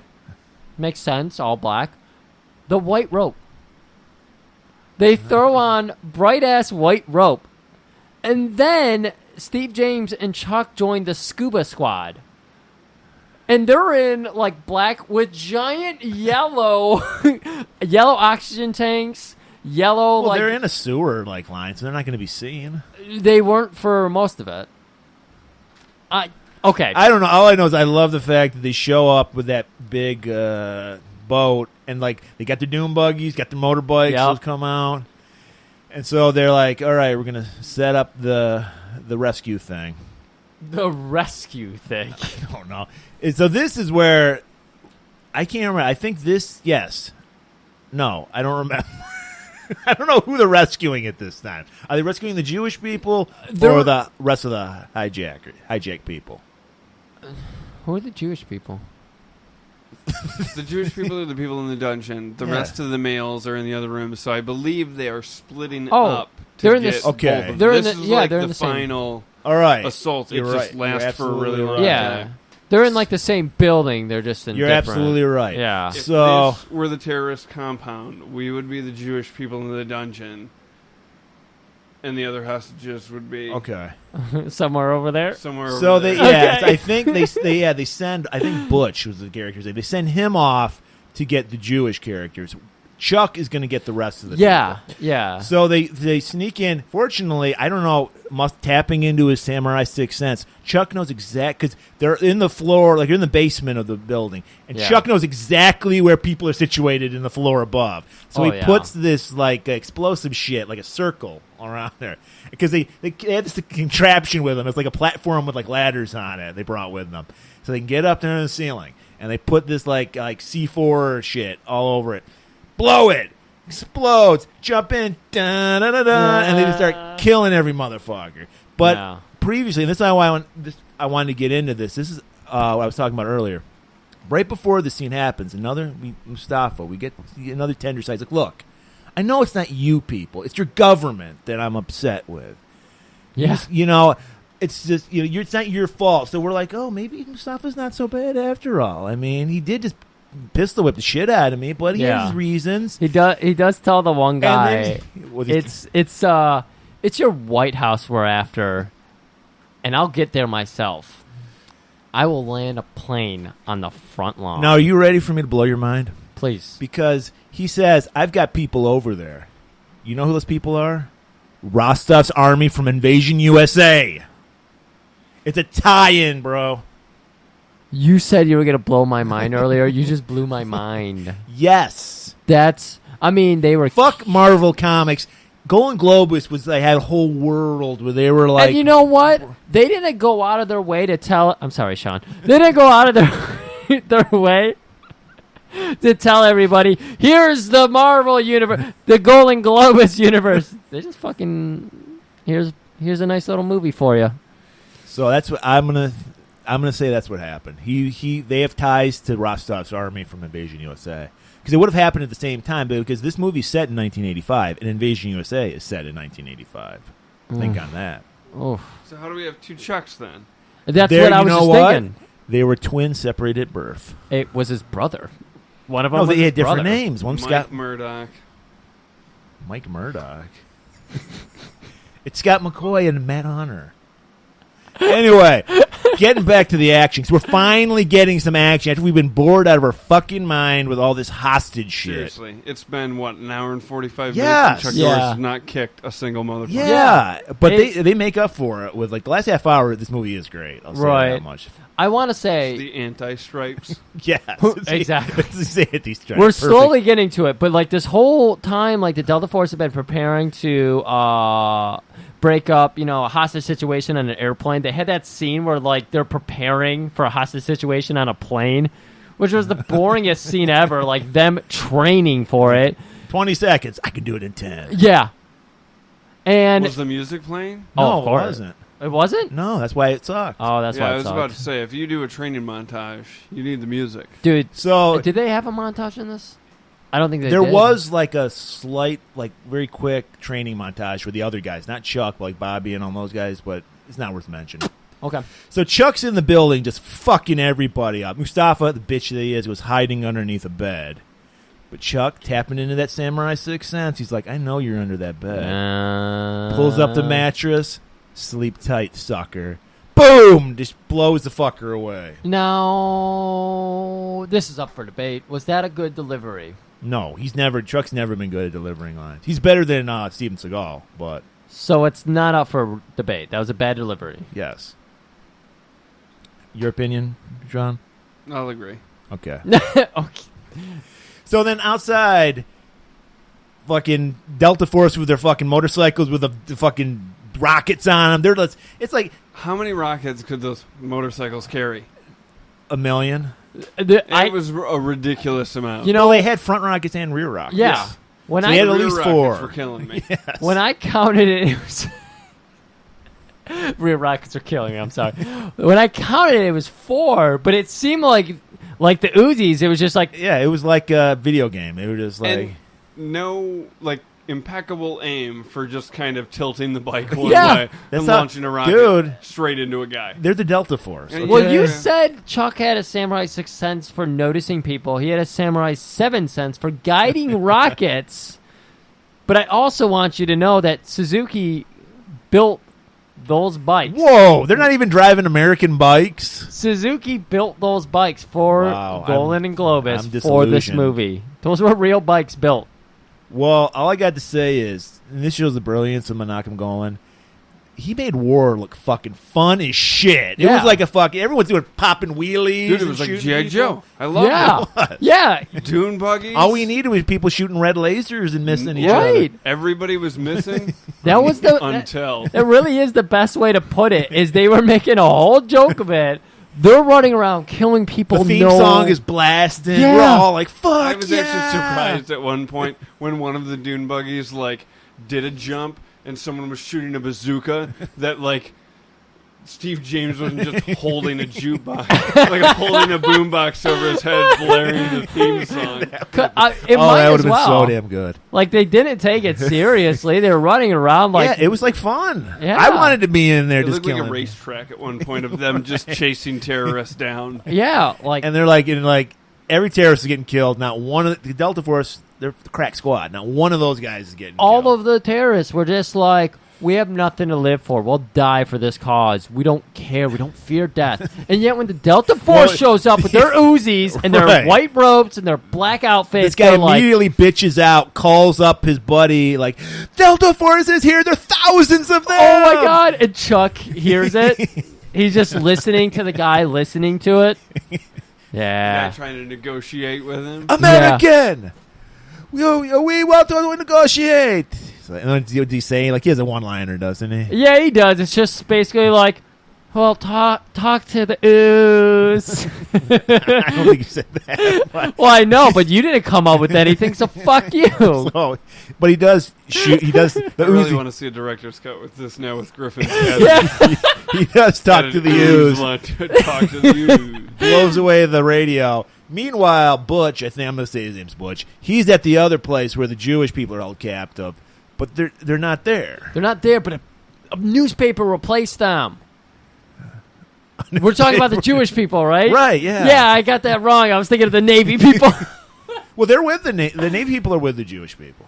They were just given the newspaper to show that their friend Oh, was killed, okay. to taunt them further. Yeah, I just remember the newspaper part. And he also shoots the radio because he's pissed off. Go ahead and guess which one is Chuck's brother when they have the two Navy people sitting there. I don't know. Well, there's only a white guy and a black guy left. Yeah. So the black guy. Yeah, obviously. Chuck comes from, black family. Now, there are... So the hostages are gone, but I think there's still some terrorists left. Because Butch does a sweet-ass, Uzi blowjob interrogation. He's like, open your mouth. And puts the Uzi in this dude's mouth. And Yeah. suck on it. Lick it. They're so good at that. It's hot. Thank you. And then the guy bitches out and tells them where the... Everything. Yeah. These terrorists are so bad at being terrorists. Well, because they're cowards, Griff. Yeah. That's why they're terrorists. That's why they're terrorists. I thought they would be better. Based on what all the news tells me, terrorists are better than this. So, I don't know who to believe now. Do I believe golan-globus? Always believe golan-globus. They'll never... Believe golan-globus. Okay. So we're back. At this point, I'm really bummed out. Steve James. He's taking this away. He's got this. Steve James is not getting his due. He really isn't. He's doing nothing. Underutilized. As Completely. always, they're just scared of the power. I wanted to say that Golan got caught up in his own image and forgot that anybody else existed. But that's no excuse. You got Steve James on set. So he's like, you know what? I got Steve James on set. I got to do something with this guy. He should have so been he's on like, the Chuck, motorcycle. come here. I got an idea. You come up with one of the greatest scenes ever in this movie. Yeah, this scene was At this time, so the guy that was like, we want to negotiate, him and his army show up at the compound. Everyone's been fucking murdered. Oh, we forgot that Chuck did this great scene where he's up on a balcony and Lee Marvin's like, get your ass down here. And then, fortunately, there's a zip line that just happens to be there. So he's like, all right, I got you. Sliding out, Uzi firing everywhere, killing everybody. Can I just point out real quick, the kill count at this point of the movie, Delta Force, 0. That would be death count then. Oh, Kill yeah. count is... Yeah. Right. I was going the other way around. So, what did you say? The death count for Delta Force of terrorists killed is 3,220. Thank you. You could have made up that number. That was a made up Terrorist number. death toll, 0. Yeah. Death count. Yeah. Nice. I got that backwards. So the I got bad- it backwards when I was writing So it. the bad sober. guys show up by themselves. Chuck and Steve are standing there, giant ass fucking bazookas. This is probably the client. This is for me. This is the best part of the movie. This was where the credit should have rolled. This was the first Lord of the Rings ending. yes, exactly. This is where they tipped every other movie currently on to you can have an ending after the ending. Right. So, so it's like dual bazooka shots. They just blow the fuck out of these guys that show up. Beautiful. Just those two by themselves. We don't. It's Beautiful. like Delta Force. We don't need you anymore. I know. We'll handle the rest. So they blow them up. It's okay. Chuck's like, this movie's boring. I gotta end this movie. Give me a fucking bike. Let me do my shit, Dude. I'm gonna get those hostages. Brother Chuck has never looked so good. So he uses, once he taps into the 9 powers of the ninja, somehow gets ahead of Abdul and the terrorists because he's waiting for beautiful scene where he's on a hill right with the sun, the silhouette, and the sun is shining out. Is this when because Abdul was still on the plane, right? No, Abdul got off. The plane is at the airport right now. Abdul he was at the compound where the Jewish people were. They were held. chasing down the airplane though. No, you're getting ahead of yourself. Oh, There's a whole scene. This is Abdul's final scene. Okay. So Chuck gets ahead of Abdul. He's chilling on his fucking bike. Got the back end pointed toward Abdul. Abdul's like, fuck this guy. Let's run him over. Yeah. I don't think so. Boom. Shoots the fucking ass rocket. Blows up the motherfuckers. They're like, turn around. And Chuck goes, I don't think so. Goes around the other side. Blows those motherfuckers up. So Abdul, the bitchy, he's bitching out. He's like, so he takes off. There happens to be a house there where they're at. So he just hides in this house. Oh. The theme song's blasting again. We're having a great time. They're just killing everybody. Chuck's terrorizing him. He's learned something from while Hero. all this is going on, the rest of Delta Force is still murking motherfuckers left and right. Oh, my God. They have not stopped. Everyone is dying. And music blaring. Chuck just is murder like, everywhere. so the hostages are in a truck. Chuck's like, I got this. So he jumps on the truck, does an Indiana Jones, climbs up there. He's fighting this guy. One of the Navy guys is like, hey, need some help? Because he like climbed out, and he's like, take the wheel. And then the guy takes the wheel. Chuck flies off with the driver, kills him, sees that bitch Abdul running into this building. Time to get fucked up, Abdul. Yeah. He starts fucking with him. He's like, he's got a cat. Chuck is the cat, and he's got a mouse, and he's just stalking him. No. The guy. So Abdul is me. Fuck you. So Abdul is hiding like a bitch in the house. And all he hears is like the motorcycle like circling around. He's Mind fucking games. with them. Oh yeah. Mind. You gotta play with these guys. This cat does. So great scene. Chuck's brother. What's his brother's name, by the way? I forget. Ted Norris. Ted Norris. Rides right in a window on the fucking bike. Gets off as totally punks out Abdul. Abdul gets no punches in. He just beats the shit out of Abdul. Yeah, Abdul, for all of his Burt Reynolds sleekness, like he had no street cred to him. He couldn't fight for shit. Right, he was just hiding behind a gun. I mean, even the Bandit could do like a moonsault and a roundhouse kick and some good elbow drops. I haven't seen Smokey the Bandit in a while. Did he do a roundhouse kick in there? Yeah, 2. Okay. Yeah. I trust you. He did one off the hood of the car that they drove around the General Lee. Bro, never seen it. You've never seen Smokey and the Bandit? No. Well, that's awful. Don't Saw I it got in indoctrinated with. Well, yeah, you can't. Force. You can't I go can't. back. Yeah. It's like I don't think Burt my Reynolds was stuff's always a over. villain to me after this movie. I don't blame you, because he fucking dressed up just like. You get Burt Reynolds. Poor Robert Forster. Like when I saw this, I was like, "That's Burt Reynolds' mustache." Sorry, cowboy hat. So- he had it all. Getting back to the movie, Chuck is just, Please get back to the movie. He's cat and mousing the fuck out of Abdul. He's beating the shit out. Almost like he's like, I'm not even gonna kill you. You're so disgustingly pathetic. Dude, he gives him one kick to the face that I felt. Yeah, Like I think he missed a couple. He wasn't holding back. probably They must have not. gotten a beef at the craft table earlier in that day, and Like- Chuck was like, "You take the last pastrami on rye, I'm gonna kick the shit out of your face." He's Dude, like, I know Burt Reynolds. You're no Burt Reynolds. like, like I mentioned, the whole cast was just upset because of how hot and shitty conditions were for this movie, and Golem's running around just being like, "Go fuck yourself! We're shooting this movie." He's got like a boy fanning him. And what happened with those harsh conditions? You got this fantastic film. Perhaps these Exactly, days man. we need to make some Hey. actors a little bit more uncomfortable. If Sean. Chuck had some air-conditioned trailer, he'd be pussing out like 2017 Bruce Willis. Sean. I We'd threw be my getting some soft PG-13. Pressure creates diamonds, buddy. See? I threw my fun. Man knows what's up. I threw my fun facts away, but some guy said Golan was the best. Okay, one of the best directors he ever worked on. That was an Emmy-nominated He man. only worked with Ed Wood. That was the only other director he's ever worked with. He's the best. So like a bitch, Abdul tries to get back in his car. Doesn't Chuck just like try to kick out a window? Like he like jumps out of a window and Yeah. like kicks him. Dude, that was the I think it's in the car is when he kicks him in the face and he thinks he's pretty much got him down. yeah. Well, he does a sweet like Seagal like move where he slams the guy's arm in the car door. That's when he came out of the window. Right. He like kicked He- the door yeah. closed on the guy's arm. You're right. And it was so 1980s because you saw the bone break. Yes. You heard it. The Yes. arm flailed. It looked kind of fake, but real enough that you Oh my winced. God. Right.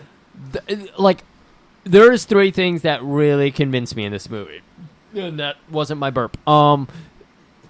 Okay, that wasn't a burp either. And it was the pistol whipping, Steve James, Chuck Norris, double rocket launcher, and then that kick through the fucking window, closes the door on his arm, the arm snaps, you get it wiggling around. That was amazing. And then he's like, "Fuck you," and walks away. And then Abdul thinks he's gonna get away again. So Abdul gets in the car. Yeah. And he's like, he's got a gun. Chuck walks back through the window, gets on his motorcycle, drives out of the house, parks away, Cat to a mouse. looks back. Just fucking with him. Fucking Abdul's like his arm's broke. He's trying to grab a gun. Not gonna happen, bud. Not gonna happen, brother. And Chuck just hits him with a butt rocket, blows up the car. So his rockets just get refilled at this point because video game logic. Yes. He just goes back out there. He's got full He drove ammo. over another pixelated rocket thing, picked it up, and then he's loaded again. Right. He found a rocket, drove over it, and it just happened to load itself up into his So they're all motorcycle. right. We got all the hostages. Now we got to get on the plane. So they're like, and I thought this was very distasteful too. No, never mind the whole Jewish people hiding gold. They had to have Steve James running through a cotton field too. What was up with that? But anyway, I'll ignore that. You know what? They had a nice fence cutting montage because they're like, we got to sneak on the plane. Yeah. I love how every plan's like we got to sneak, and then they're like in the middle of it, like fuck it, they start shooting everywhere. Yeah, right. We're supposed to be stealth on this mission. Also, Uzis. So they're like trying to sneak up on the plane because at this point only Jafar and like one other guy are there. Yeah. So I think somebody gets I think Lee Marvin throws a dagger at somebody or something, like kills one of the guys. Yeah. And then they're like, get Jafar, like whoever's in there, who's left on there? Like we only have one guy in the crew. Yeah. And he's Jafar comes down with a hostage. No, Jafar just comes out and he gets shot in the head like immediately. Oh, really? Yeah. Oh, I thought he came out They with a faked him hostage. out. They were like, hey, use the radio, call him, everything's cool. Oh shit! I love the fence snipping scene when I was watching it today. The sound effects for the fence snipping were 94 seconds long and very loud. So I was like, "What is happening in this movie?" Because I was like cleaning up for all this shit, and I turn around, and I'm just like, "Oh my god, they're cutting the fence!" Bam, bam, bam, bam. Yeah. The music, and they're just like chunk, chunk, chunk, chunk. Steve James. So, oh yeah. So they get on the plane, they get all the hostages. They're like, "Fuck yeah, let's get out of here!" Like I love Lee Marvin's always ready to leave Chuck. Mm-hmm. He's just like, "Let's get the fuck out of here." They're like, "Well, wait, what about fucking McCoy?" He's always like, "Fuck him, we gotta go." Yeah. So they're like, they start taking off, and they're like, "Oh shit, there's some cars with machine guns coming toward us." That ain't gonna work. 'Cause guess who's back? Chuck. Right. Chuck comes in to the rescue, uses a machine gun because he has limitless bullets on his motorcycle matter. too. Bullets Kills those guys. He taps into the Matrix. Exactly. And so they're like, "We don't have time to stop or anything. Just pull a rag out there and he'll grab it." So then this actually was a great stunt scene with Chuck's brother where he's like Chuck's driving brother. the motorcycle right alongside the plane, grabs the rag they have out there, pulls them in, little like, "Hey, you're late as usual." You know. Just Chuck, I also want to point out Chuck, cool as a cucumber. Steve James sweating like a motherfucker at this time. I don't know what Steve James is doing. But he's like drenched in sweat. Chuck totally cool. Well, he's probably been riding a motorcycle around while Steve James been holed up in the plane waiting to shoot this scene. Chuck's brother's hanging out in his dressing room doing drugs and banging ladies. So like they're like getting ready. So they're like, fuck, they take off. And they're in the air, and then it's Bud time. They break out some Budweisers. Everybody's like having a good old Bud time. Except for one person. Thank you. I did like the Bud scene though when they go around. Hey guys, we got the Buds for everybody. It's like, where'd the Buds come from? Well, they had them in the yeah, I plane. guess planes do carry alcoholic beverages. Yeah, they're probably warm as shit though. I mean, they were. I'd have to imagine I that don't plane's mean- hasn't been That run. beer tasted like freedom, so they were all about it. Yeah, It's they all- were it's they the were most just American beer of all. Bud. exactly. They were just like, I need a little taste of freedom right about now. And they had it, except for Pete. Oh, Poor Pete got Pete. shot somewhere along the line. I don't remember. During the how- big assault, he was the one Delta Force guy, which I have to admit really sucked. Like, you open the movie with him, because then it's like, well, how bad is Pete? He's the guy who gets Right. trapped in the helicopter. yeah. Then he gets He's the shot. he's the Pavel of Delta Force. Oh no. I'm just saying. We love because we love Pavel as much as But we love Pete. would all go back for Pavel. Well, yeah, because we're all Chuck Norris. Yeah. I like to believe I'm Chuck's brother. I want to do the stunts. Okay, you can be Chuck's brother. Yeah. I want to be Chuck's bodyguard. Good. I'm So you're Chuck. I'm Lee Marvin's eyebrows. So Pete has enough in him to just go, did we get him? You know, whatever. And he's like, yeah, we did it, buddy. And then he just dies. Chuck closes his eyelids for him, kisses his sweet, sweaty forehead, puts a little bud in his hand. And then they just fly back to, I don't know, somewhere. The U.S. The U.S. And then they deboard the plane, and it's this great moment because you get this huge emotional, like you get all of the hostages being reunited with their families. Yep. Right? And everybody's, the news is loving it. People are cheering. Was the Cabbage Patch doll reunited with the girl? Yeah, she had it. Yeah. Okay. The dad comes back with the dad cabbage comes back. and then it cuts to, you see out of the other side of the plane that no one's paying attention is the Delta Force guys carrying Pete's body. Oh, yeah. To their plane. Right. Because they're like, yeah, we did it for you. But at what cost? Exactly. Because we don't. Nobody's cheering for Pete except for Delta Force. They're keeping it in like fucking men. And then they board the Delta Force plane, and it's like on to another mission. It's just another day at the office to these guys. Gotta get back in time for Christmas. I gotta go belt buckle shop. Right? Yeah. Now, let's give the final death tally here. Somebody do it, because I apparently can't read the numbers right. Delta Force removed 8,643 terrorists from the world. Yes. While the terrorists removed only one Delta Force member. And his name was Pete. And they got lucky. And they got lucky. He died of natural causes, actually. It was friendly fire. Yeah. He got some shrapnel from one of those rockets. Like one of the terrorists was like, one of the other guys shot him. That's actually how they set up the prequel or the sequel to this movie. Is Chuck's feeling so bad about the shrapnel from his rocket killing Pete that he's like, I gotta quit Lee Marvin, who I found out had severe IBS during this movie. What the fuck? Yeah, that was a fact that they brought up. He died like right after this movie, right? Yeah. Because he looked like he was 100 pounds. He looked like shit. Yeah. He had to take his shit. That's what apparently he said. He was severely dehydrated. Yeah. From shitting all the time and being in a hot plane. I can't imagine being in 100-degree weather on an airplane all day, having to shit yourself the whole time with eyebrows that he died of IBS. Yeah, sure. Who would write that as a fact? Where did you get that? I didn't say he died of IBS. No, I'm just saying, how do you know he had IBS? How was that even like? They brought it up because it was a big deal because he died shortly after this movie. They talked about how he was suffering with some severe IBS. Bowel syndrome kills you? I didn't say it killed him. Well, you said he was suffering and he died right Where did after. they film the movie again? Israel. I think, yeah. Irritable He has the bad hummus. Plus Israel. Plus being 113 years old. Yes. Plus having eyebrows Even that Charles weighed his Bronson head was down. calling him old man. It was just why. Yeah, Chuck Bronson was probably So this called was him. his last film?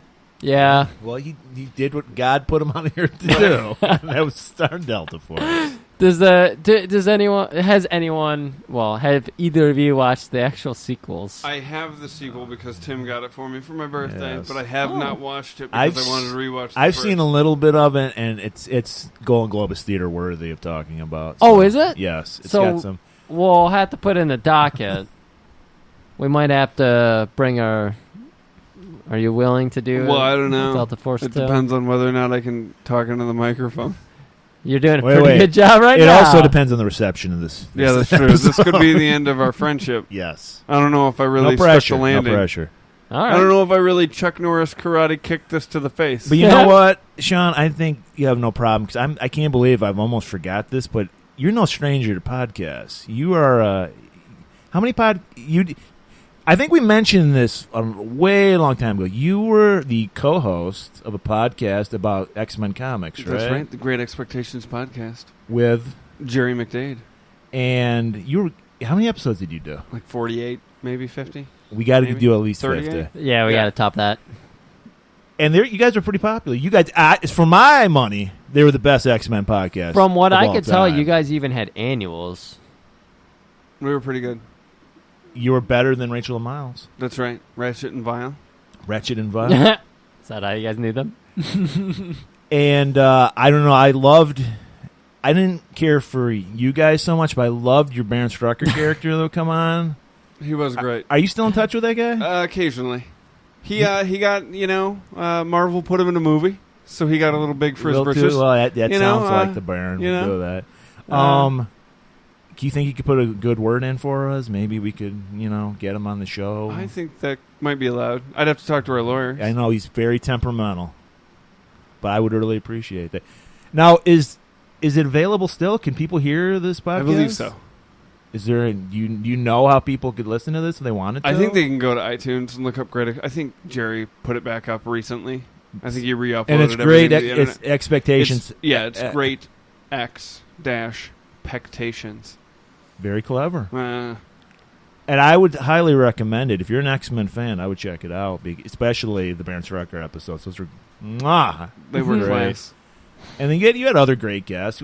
Alan, he was a great guest. Alan was a great guest. So, we had Mike Mullins on an episode. You did, too. Back from the Masters of the Universe episode. I think that was a Baron episode, too, wasn't it? Was it? I think it was. I can't remember that. I I only double dip. listened to the Baron episodes, No. and I remember Mike, so I think you're onto something there. That's the way to go. But I don't know. I just wanted to get that Are in. we wrapping it up? Well, we just finished the movie, so yeah. Right. I mean, Well, do you want to say anything else? No, we got I'm- plenty of time for last comments if you'd Yeah. like to Do you make want any. to? Do you want to? Well, Shit on Chuck one last time before we talk No. about next week's episode? We're I gonna don't give you know. a second chance. We're gonna do Delta. You're already Force, telling too. me that I need a second chance. Way to fill a guy with confidence, Griff. No, this is going to be great. I don't mean it in the sense that you failed this time. I just mean in the sense that Right. First hey, of all, you can Sean, listen to it, Sean, figure it out. Your podcast had about 10 times the listeners we do, so Yeah. I don't think you're the problem, if anything. It's true. I blame And you're- Millhouse. Yeah, but we never got to talk about Joyce Heiser's tits. But we will. Oh shit! That's right. That's right. Are Well- we gonna do a whole episode about 80s boobs, like we did that trivia contest about 80s? Well, I don't know. That might be a little.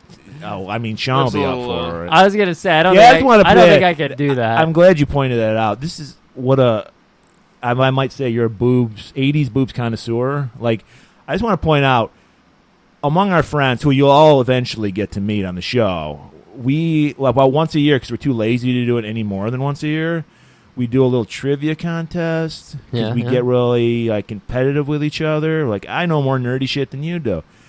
And one of our categories was 80s boobs. And what we did was, what Mike did, because he was the host, he took just a close-up of the boobs. Not even like full body thing. Yeah, just no close face, no body, just- close-up of the no, boobs. no backgrounds to give it away. And said, there was like 10 of them? Yeah. And it was like, you need to write what movie this came out from. Mr. Pigeon here, literally, 30 seconds? You got every single one? Like, Oh. I was raised in a strict Christian household, so Yeah. I had my ways that I needed to figure that out. And I will say you are happily married to the woman who was with you the day that you identified. Oh yeah, she all was 10 right of next those to me. boobs She right knew what next was to up. you. She knew what she Yeah. signed up for. she's So- crazy about 80s boobs, too. Yep. That's a boobs family. That Pigeon household, boob-friendly. Like to imagine we were I- all impressed that day. I also want to point out, I didn't do as quickly as he did, but I also got all mine right, too, by the way. I just want to put that out there. I don't think people I'm slacking on my 80s boob You're not. knowledge. Let's go. And I was impressed. Well, if I'd used it earlier, I could have been Mr. Skin, I guess. You could have. Instead, I'm hanging out here, Much kicking better. ass, Taking names, fighting for America. just like Chuck. Chuck is Cue the all about music. America. He did fight a lot of America. You know what else is all about America, Griff? What's that? I don't have a good segue for our next week's episode, so I just said that. I got a segue for our next movie. What is it? Well, we've already talked about LARPing. We didn't Yes. talk so much Well, about we LARPing, didn't. but Kip Wellington and Mel Copper. Mel Copper did. But they talked a little bit about LARPing, and we're getting into some dangerous territory because we've already done 3 episodes about Chuck Norris. We don't want people to think this is just a Chuck Norris podcast. And we got some big things coming for you in the weeks to come, but next we've got something a little weirder for you. And it takes place, that nerd at your office, that nerd in your real life who's obsessed with Lord of the Rings and wishes that he was born in those times, who goes to the Renaissance Festival, not the Detroit Renaissance Center. No. The Renaissance Festival. And dresses up and is like, this is my time. I should have been born during this age when I had a sword at my hip and a hoggin' a floggin'. That's what they say. Sure. We're going to be doing gore. Gore? G-O-R. No E. Don't put an E in there. You'll miss it. Wait. Are you talking about The Gore?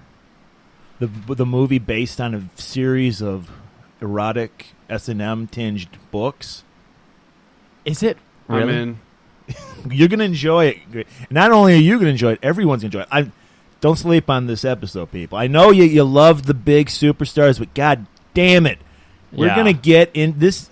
I don't even give a shit about the movie. This is a whole world, a subculture on the internet that's around this movie, this gore. It is so fucking weird. And we're going to get deep into it. We're going to get deep state into it. It's so fucking weird. And it's also nice because we talked about a few weeks ago, we had our Road Warrior ripoffs. This comes from the classic Conan ripoffs, which was very big in the 80s, too. Like, right after Schwarzenegger's Conan came out, there was a shitload of these ripoffs. Oh, for sure. And this one, golan-globus distributed it, right? But they didn't make it. I don't think they made it, did they? I don't know how much they had to do with it. All I know is it's under Canon Films. I previewed it. It's basically nerd who can't get with the ladies, who's a fishing nerd and a science nerd, ends up back in time, and then he's just drowning in it.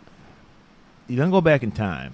What it is, the premise of the story is, there's a planet. I don't want to get too into it because I want you guys to listen to this episode, but there's a planet on the other side it's called of a tease. You're just teasing. There's a planet on the other side of the sun that we can't see because it's on the other side, and that planet's called Gore.